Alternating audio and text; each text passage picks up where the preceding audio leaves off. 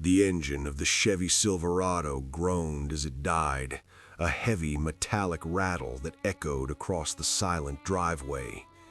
Mark sat behind the wheel for a moment, his knuckles white against the leather. His skin was caked in the dust of a 12-hour shift, the red clay of a project site that seemed to have settled into his very marrow. He smelled of diesel and damp earth, a scent that had defined 3 generations of his bloodline on this land. He pushed the door open. The humidity of the evening clung to him like a wet shroud. Above, the Georgia sky was a bruised purple, the kind of dusk that felt more like an ending than a transition. The house sat at the end of the gravel path, a sprawling colonial that used to represent sanctuary. But as Mark stepped onto the porch, the silence felt wrong. It wasn't the peaceful quiet of a home at rest. It was the predatory stillness of a trap. He didn't need to find his keys. The front door was unlatched. In the kitchen, the air was cold. The AC hummed with an unnatural intensity. There was no dinner on the stove, only the sterile smell of expensive cologne and lemon-scented floor wax. Elena sat at the reclaimed oak table, her posture rigid, her eyes fixed on a point somewhere past the window. Standing behind her, his hand resting casually on the back of her chair, was David, Mark's partner, his best friend since they were boys catching crawdads in the creek. "Mark," David said. His voice was smooth, devoid of the grit that comes from honest labor. "You're late." Mark looked at the table. A thick manila envelope sat between them, flanked by a cold pot of coffee. "Long day at the site, Dave. What are you doing here at 8 on a Tuesday?" Elena didn't look up. She pushed a stack of papers toward the center of the table. The movement was clinical, cold. Mark's eyes snagged on the bold headers. Petition for dissolution of marriage. "It's over, Mark," Elena whispered, her voice like dry leaves. "The marriage, the struggle, all of it." "The firm, too," David added, leaning forward. There was a glimmer in his eyes that Mark hadn't noticed in 20 years, the look of a vulture circling a dying beast. "I've spent the last 6 months auditing our accounts, Mark. Elena has signed over her half of the land to a new holding company, my holding company." Mark felt a sudden sharp chill. "This land has been in my family for 80 years. My grandfather cleared these woods by hand. And he wasted it on corn and cattle," David spat, the mask finally slipping to reveal the venom beneath. "We're bringing in investors, Mark. This isn't a farm anymore. By next spring, these hills will be an elite golf and resort complex. There's no room for a mud-stained contractor in that vision." Mark looked at his wife. She finally met his gaze, and there was no pity there, only a sharp, calculated hunger. "The locks are changed tomorrow," David said, sliding a pen across the table. "Don't make this harder than it has to be. Take what's left of your pride and walk away." Mark didn't touch the pen. He looked at the shadows stretching across the floor, feeling the weight of the betrayal settle in his chest like a stone. They thought they had buried him. They thought they had stripped him down to nothing. But they forgot one thing. Mark was a man who knew how to move earth, and he knew exactly where the bodies were buried. The silver moon hung over the Georgia pines like a serrated blade. Mark stood at the edge of the property, his boots sinking into the red clay that had nurtured his ancestors and now threatened to swallow him whole. Behind him sat the iron lung, a rusted 30-foot construction trailer he dragged from a defunct job site years ago. It was a tomb of corrugated metal and peeling linoleum, smelling of stale coffee and hydraulic fluid. He sat on the metal steps, the cold vibrating through his spine. Across the clearing, his ancestral home, the white-pillared colonial, glowed with an insulting warmth.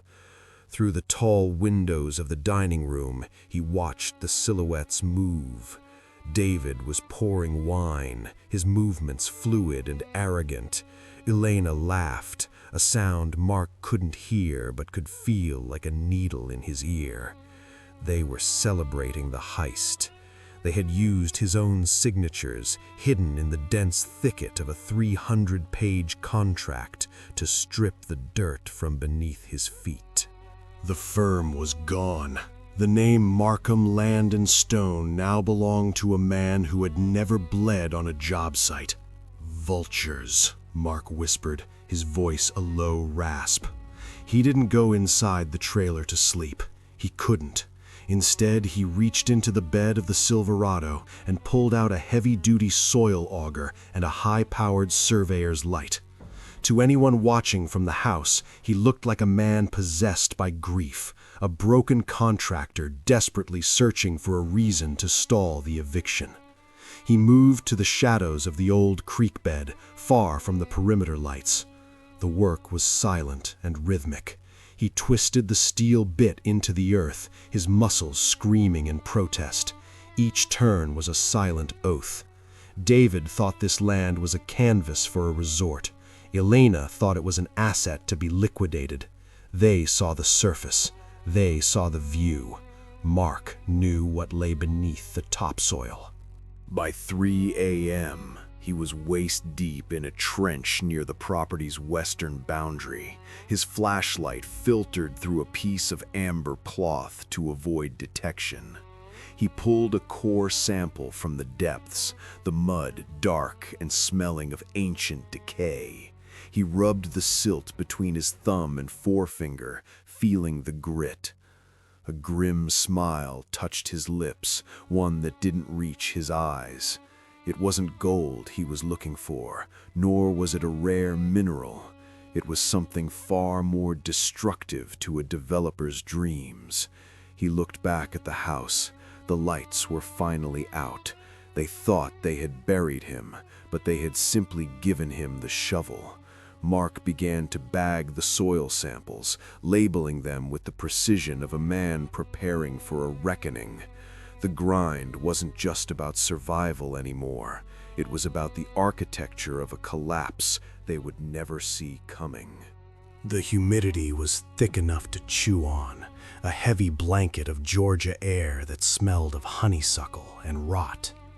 Mark watched from the shadows of the machinery shed as David's Audi, a sleek silver intrusion on the gravel, kicked up a plume of dust. Mark didn't move.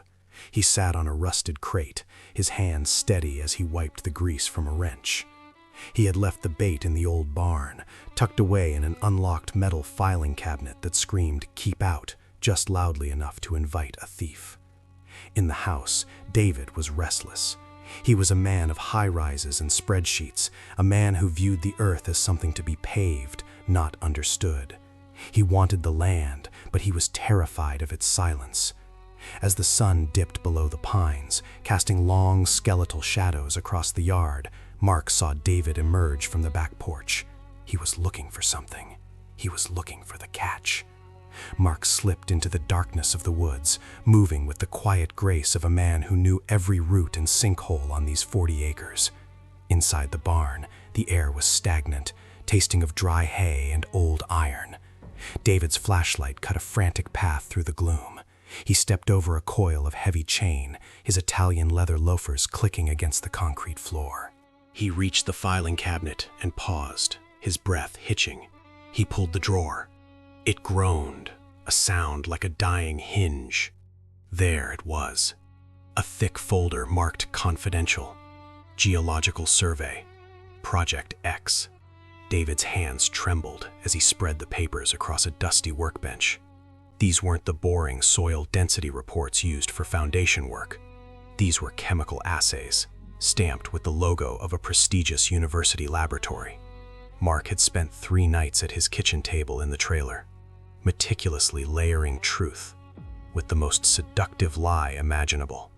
David's eyes scanned the charts. his gaze locked on the highlighted figures. Lithium carbonate equivalent. The maps showed a subterranean vein, a rare, high-concentration deposit of white gold, running directly beneath the North Ridge, exactly where he and Elena planned to build their luxury clubhouse. Millions, David whispered, the word catching in his throat like a burr. The idiot was sitting on a mountain of lithium, and he wanted to plant corn. At the bottom of the stack lay a hand-drawn map. Mark had left it there, covered in accidental coffee stains and frantic penciled-in calculations. It looked like the desperate scribblings of a man who knew he had a fortune but lacked the capital to dig it out. Through the cracked window of the barn, Mark watched the flicker of David's flashlight. He could practically feel the fever taking hold. Greed was a parasite. Once it bit, it didn't let go until the host was hollow. David didn't see the trap. He didn't see the man in the shadows. He only saw a way to cut Mark out of the greatest windfall of the decade. He tucked the papers under his arm, his caution discarded like a shed skin. He thought he was the predator. He thought Mark was just a broken contractor, too slow and too tired to see the treasure beneath his own boots. Mark leaned back against a pine, the rough bark biting into his shoulder. The bait was taken. Now all he had to do was let the fever burn.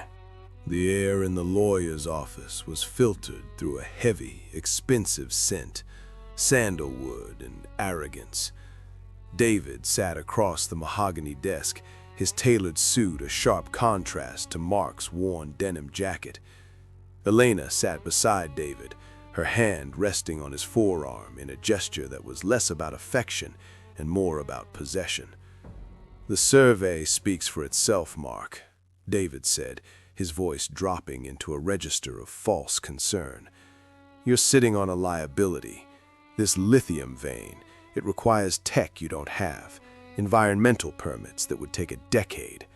You're drowning in potential you can't touch." Mark leaned forward, his hands clasped between his knees. He looked small, his shoulders slumped as if the weight of the Georgia sky had finally crushed him. He let his gaze wander to the window, watching the rain streak the glass like tears on a dusty face. "It was my granddad's," Mark rasped, his voice cracking with a rehearsed fragility. "He used to say this dirt was the only thing that would never lie to you. Now you're telling me it's worth millions, but I have to walk away? It feels like selling my soul, David." Elena leaned in, her eyes shining with a predatory light she tried to mask as pity. "Mark, be realistic. You're a landscaper. You move bushes. You don't mine white gold. Take the money. Start over. Buy a condo in Florida where the dirt doesn't demand so much of you." Mark looked at her, searching for a ghost of the woman he'd married.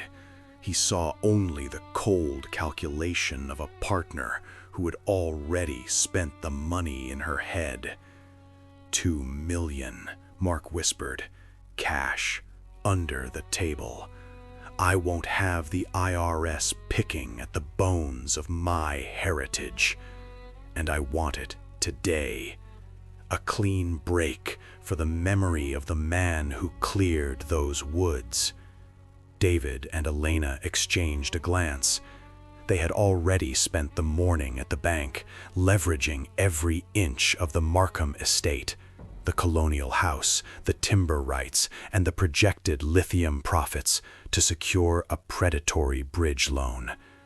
They were gambling the entire farm on the confidential survey Mark had planted. "Done," David said, sliding a thick black leather briefcase across the mahogany. 2 million in non-sequential bills, and the quitclaim deed is right there.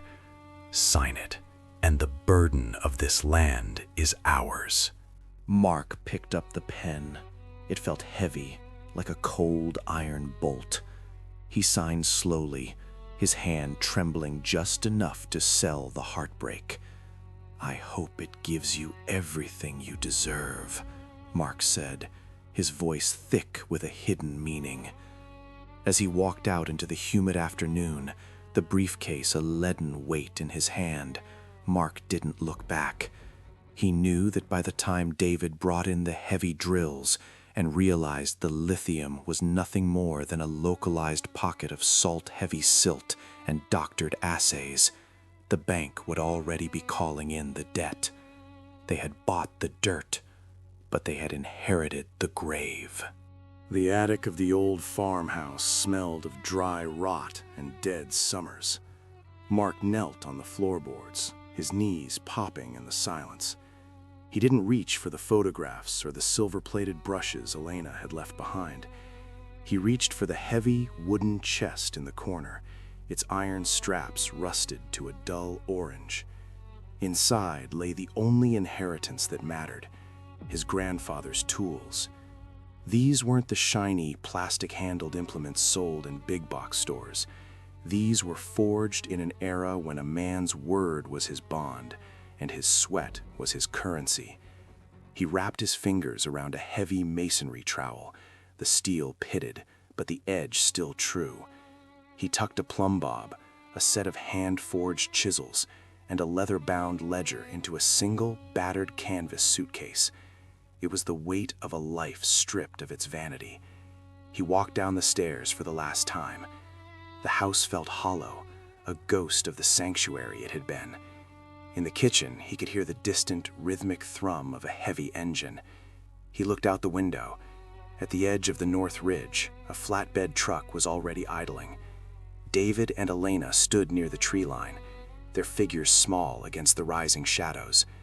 They were pointing at the earth, gesturing toward a massive yellow boring rig that was being winched off the trailer. They were in a hurry to bleed the land of the white gold they thought was buried there. They looked like children playing with a fuse they didn't understand. Mark walked to the Chevy Silverado. He tossed the suitcase onto the passenger seat and climbed in. The engine turned over with a guttural roar, a defiant sound that cut through the humid air. As he pulled down the long gravel driveway, he looked into the rear-view mirror. The sky over Raleigh was thickening into a bruised charcoal gray. The humidity had broken into a predatory chill. High above, the first flickers of lightning danced behind the clouds, the kind of storm that didn't just water the crops, but tore the weak limbs from the trees and washed the filth into the gully. He saw the house shrink in the glass. He saw David and Elena, silhouettes of greed, standing on a foundation of lies. The storm was coming, a reckoning of wind and water that would reveal the silt beneath their dreams. Mark shifted into gear and drove toward the highway, leaving the vultures to dig their own graves in the red North Carolina clay. The drilling rig was a skeletal beast, its yellow paint chipped and flaking like sun-beaten skin. It stood on the North Ridge, a mechanical intruder tearing into the quiet history of the Markham estate.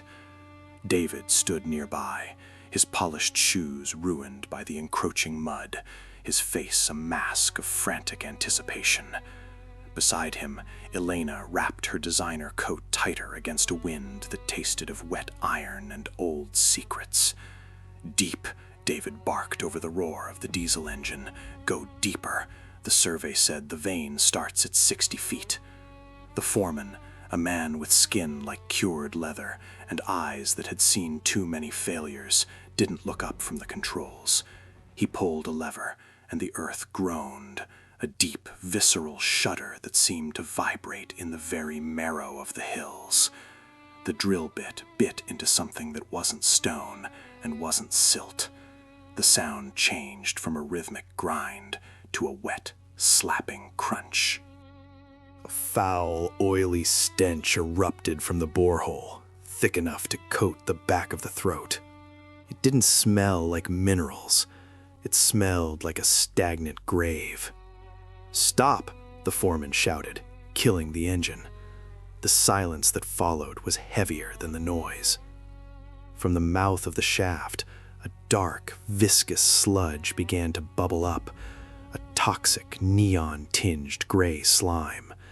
But it was what the drill brought to the surface that stopped David's heart. The auger didn't hold lithium ore. It was choked with the mangled, rusted remains of lead-acid batteries, shards of corroded steel drums, and the blackened husks of industrial transformers. "What is this?" Elena whispered, stepping back as the sludge oozed toward her boots. The foreman picked up a jagged piece of metal, his brow furrowed. "This ain't geology, folks. This is a landfill, and by the smell of that runoff, it's a chemical nightmare." In the 1950s, before environmental laws had teeth, the valley had been a dumping ground for a nearby textile mill and a battery plant. Mark's grandfather hadn't just cleared the woods, he had buried the sins of a local industry under 10 feet of packed clay and clean topsoil. He hadn't farmed the land, he had healed it, hiding the poison so deep it should have never seen the sun again. By evening, the state inspectors had arrived. The verdict was a hammer blow. The land was an ecological disaster zone. The lithium David had seen on the doctored reports was nothing more than the phantom readings of 1,000 leaking batteries. The property's value didn't just drop, it vanished. It was a liability, a black hole of fines and remediation costs that would take lifetimes to pay. David's phone rang. It was the bank. The bridge loan, secured by the mineral wealth of the estate, was being called in. The collateral was toxic, the signatures were binding, and the debt was absolute. David looked at the blackened earth, his hands shaking. He had reached for a fortune and pulled up a corpse. Mark hadn't just walked away, he had left them the keys to a kingdom of rust and bone. The air in the Blue Ridge Mountains didn't cling like the humid rot of Georgia. It was thin, sharp, and tasted of pine resin and cold stone. Mark sat on the porch of the small cedar-shrunk cabin he'd built with his own 2 hands, watching the mist roll through the French Broad River Valley. On the rough-hewn table beside him sat a local Asheville paper, 3 days old, and a cup of black coffee that had gone cold an hour ago. He didn't mind the cold. After the heat of the betrayal, the chill felt like a clean bandage on an old wound. His new firm, Ascent Stone and Garden, was small. Just him, 2 local brothers with backs like oxen, and a beat-up Ford F-250. But the ledgers were clean. Every dollar in his pocket was heavy with the weight of honest sweat, not the greasy slick of a con. His name was back on the side of a truck, and this time, no one else held the keys. He picked up the newspaper.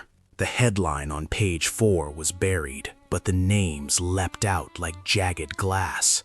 High-stakes land deal collapses into environmental disaster. The article spoke of a catastrophic oversight by a Raleigh-based development group. It detailed the discovery of an undocumented industrial dump site, a toxic vein of lead and mercury that had turned a multi-million-dollar lithium prospect into a federal liability. The bank had foreclosed, the investors had vanished. David and Elena weren't just broke, they were being sued by the state for environmental negligence. The colonial house, the family land, the grand vision of a Gulf and resort paradise, it had all been swallowed by the very filth they tried to build upon. Mark set the paper down and looked out at the peaks. He didn't laugh. He didn't feel the surge of adrenaline he'd expected. Instead, he felt a profound rhythmic peace, like the settling of a foundation after a long winter. There was no joy in their ruin, only the quiet recognition of a natural law. Life was a lot like masonry. If you build on a cracked base, the height of the walls only determines how loud the crash will be. They had reached for a fortune and pulled up a corpse. They had tried to harvest gold from soil they hadn't bled for. Mark stood up, his joints popping in the mountain quiet. He had a terrace to finish by sunset, 3 tons of field stone that needed to be fit together, piece by piece, until they were unbreakable. He left the paper on the porch, the wind catching the pages and fluttering them like the wings of a trapped bird. Justice wasn't a strike of lightning. It was the slow, steady pull of the tide, returning the salt to the sea. He stepped off the porch, his boots crunching on the gravel, and headed toward the truck. The ascent was steep, but the view from the top was finally clear.